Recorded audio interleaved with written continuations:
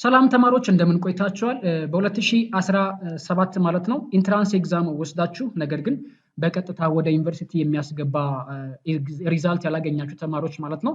ማለትም በ2018 በሪሚዲያል ፕሮግራም ላይ ለመሳተፍ የሚያስችል ውጤት ያላችሁ ተማሪዎች እና ያላችሁበት ቦታ ላይ ሆናችሁ ለሪሚዲያል ፕሮግራም ምደባ የሞላችሁ ተማሪዎች በሙሉ ማለት ነው ከዛሬ ጀምሮ የት እንደተመደባችሁ እንዲሁም ደግሞ ምን ማድረግ እንዳለባችሁ ወይም ደግሞ በአጠቃላይ ቪዩ ፕሌስመንት የት እንደተመደባችሁ ማየት ትችላላችሁ ማለት ነው። እዚህ ጋር በምታዩት ሊንክ ማለት ነው እኔ አሁን ከቪዲዮ ስር በማስቀምጥላችሁ ሊንክ በመግባት የት እንደተመደባችሁ ምደባ የት እንደደረሳችሁ በቀላሉ እጃችሁ ላይ ባለ ስልክ ካገኛችሁም ደግሞ በኮምፒውተር ኢንተርኔት ዳታ አብርታችሁ በቀላሉ የት እንደተመደባችሁ ማየት ትችላላችሁ ማለት ነው።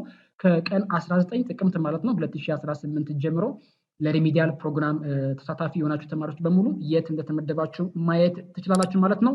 በተመሳሳይ መልኩ ደግሞ ለሪሚዲያል ፕሮግራም ምን ማድረግ እንዳለባችሁ እንዲሁም ደግሞ የትኛው ኮርስ እንደ ኮመን ኮርስ እንደምትወስዷቸው እና ምን ማድረግ እንዳለባችሁ አዳዲስ ነገሮችን ወደ እናንተ ማቀርብላችሁ ይሆናል ማለት ነው።